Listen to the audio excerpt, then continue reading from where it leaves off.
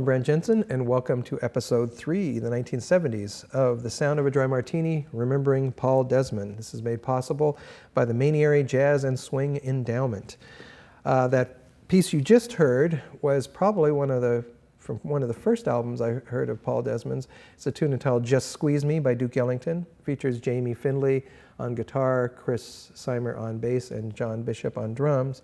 And during the 1970s, Paul kind of comes out of his hibernation after the disbandment of the Dave Brubeck Quartet in '67. He takes about a three or 4 year period of where he's just kind of hanging out in his apartment, not really playing that much. He liked to hang out at a place called Elaine's, which all of the writers from the New York area would kind of hang out in. And then he started to realize that all of these writers had these fantasies about being jazz musicians, and he was going, wait a minute, I am a jazz musician. These guys that I want to emulate all want to be me. Maybe I should go back to doing what I do well. So as we mentioned in the episode 2, he did have the one article that was published in Punch magazine, but other than that, the only examples of his writing style are really of his liner notes. But you can also see, if you get the Doug Ramsey biography, there's a lot of his letters that he was writing back and forth with his father most often, and a lot of his wit and wordplay. I mean, he was a pretty sharp guy and very interesting to kind of hang around, listen to him speak, and also watch, see what he has written. So Just Squeeze Me was from an album called Pure Desmond, which was released in 1974, so that would be right around the time I started listening to jazz kind of seriously. I was 14, 15 years old or so. And there's an album called, a label called CTI, Creed Taylor, who was a producer, Creed Taylor Industries, I believe, was CTI, and had a lot of those CTI albums during that particular period. He would also continue his association with the guitarist Jim Hall.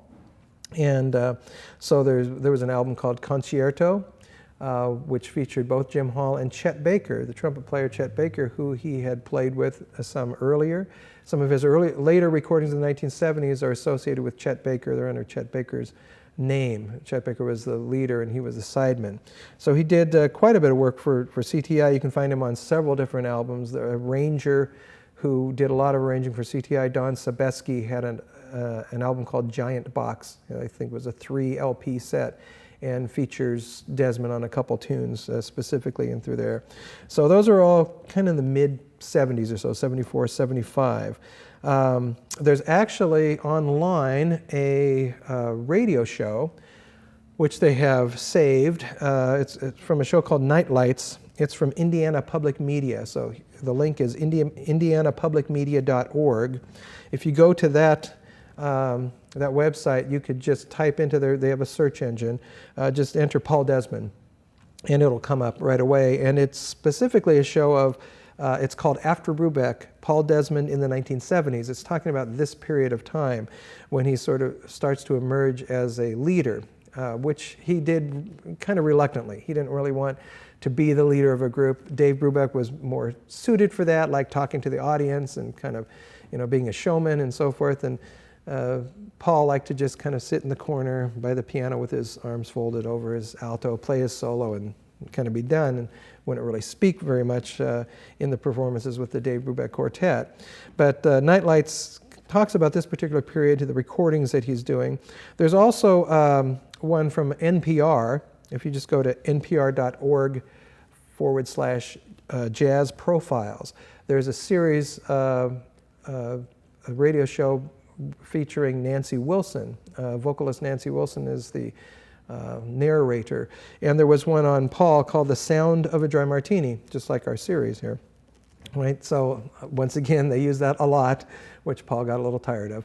But he was going for The Sound of a Dry Martini. And so The Sound of a Dry Martini episode is kind of an overview of Paul Desmond's whole entire life. It's about an hour-long radio show. And several other really good radio shows in there too. I think Jerry Mulligan is featured on one of them, and Dave Brubeck and a couple other people. But the one on Paul has a lot of the same information that you can kind of get from the Doug Ramsey book as well, kind of overview of his career.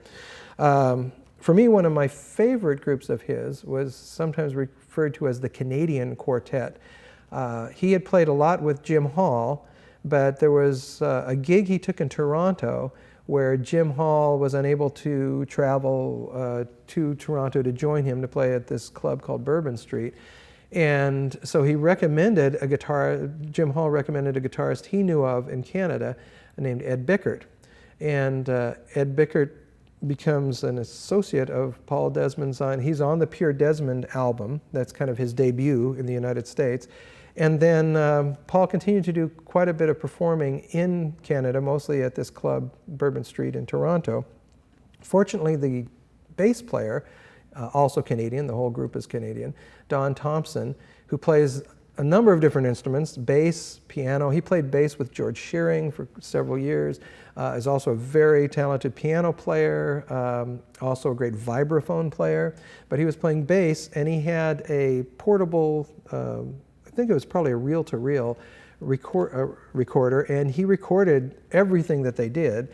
And just recently, just in this past year, he took it to Mosaic Records, and Mosaic released a box set of all of the recordings that he did.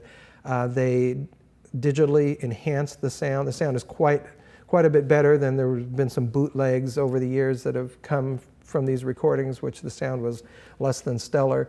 And the sound is great on this. It's a 7 CD collection.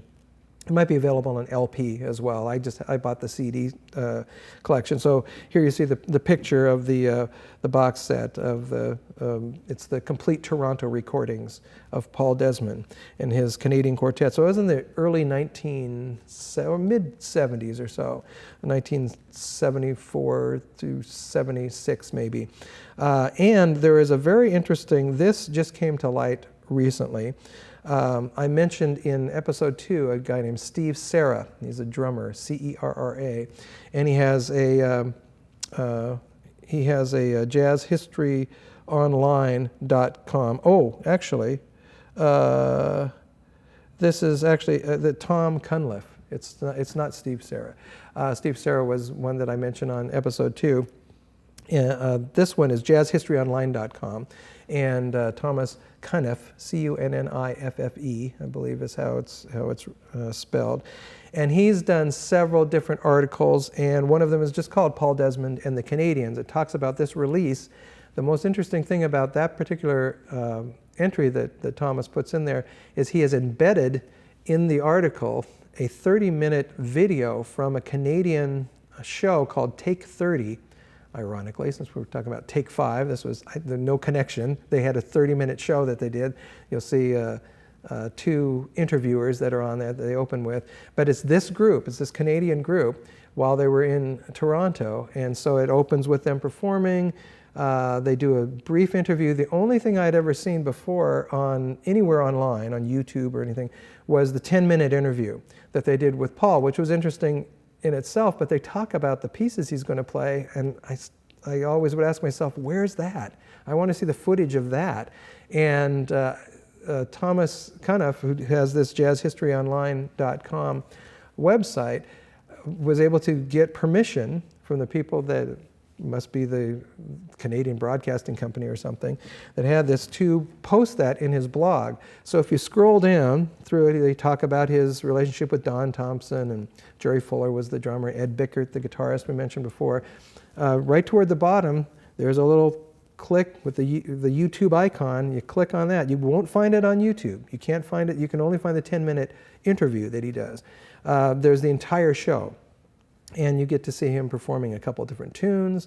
On that one, he performs a tune in the beginning, in the middle, and the end. I think there's at least 3, maybe 4 performances, and then a little bit of the interview too. So that's definitely worth seeking out. His particular website, he only has not a whole lot of entries, so usually the Paul Desmond one, but he has a search engine also, so you can just type in Paul Desmond, and that one will come right up. I think he's maybe done 2 different articles on Paul Desmond on that one. So again, that's Thomas Cunniff, not Steve Serra, as I mentioned earlier, jazzhistoryonline.com.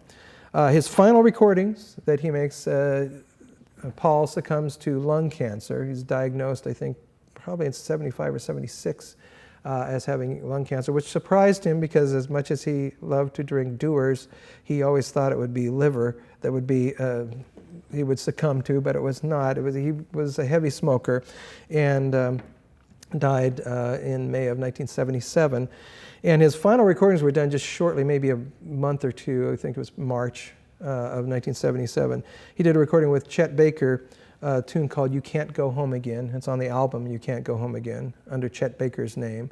And that's based on a Rachmaninoff, I think it's second concerto. It's one of the movements of that, which has been used in a lot of pop music. You would probably recognize it once you hear it. But he was very weak during that particular recording session. He did a couple, I think he had Autumn Leaves or a couple other tunes.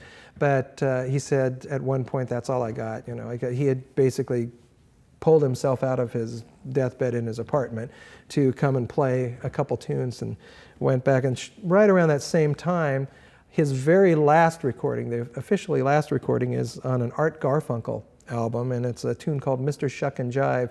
Features just a brief little alto saxophone solo. It's kind of like Phil Woods' alto saxophone solo on Billy Joel's Just the Way You Are.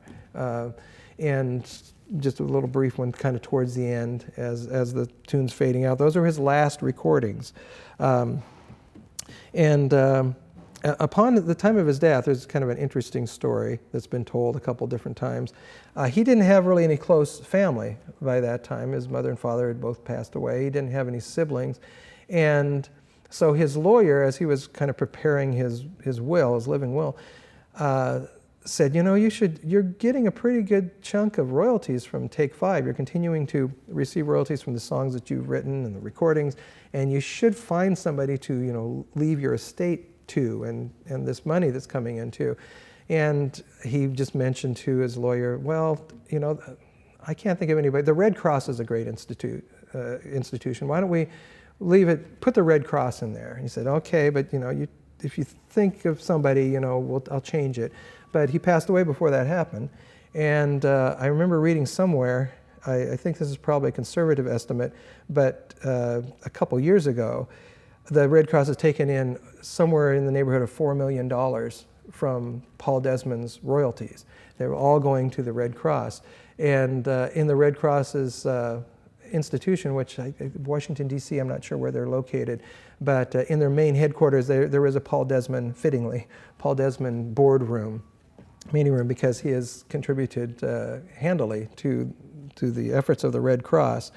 There's also a little story about this last song that we're going to kind of finish up with, is probably next to Take Five, one of his best known compositions. It's based on the chord changes of a song called For All We Know, which is an old standard. And he used to call with his Canadian group. He would call this and he'd say, For All We Know in E flat. And they'd start playing the chords, and he would never play the melody of For All We Know. He would play this alternate melody. And the alternate melody underwent several different title revisions. Paul was a kind of a legendary ladies' man, always had many different women, Gloria Steinem among them, who he had dated. A lot of the models, if you look at the album covers throughout the 60s with Jim Hall, most of those models he had dated at some point. But he had called it by different women's names, not surprisingly.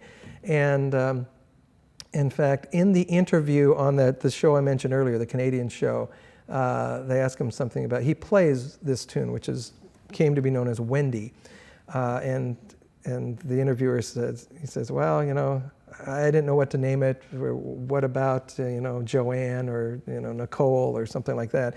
For a period of time, he actually called it Pittsburgh, which is not the greatest name for this kind of ballad-like song.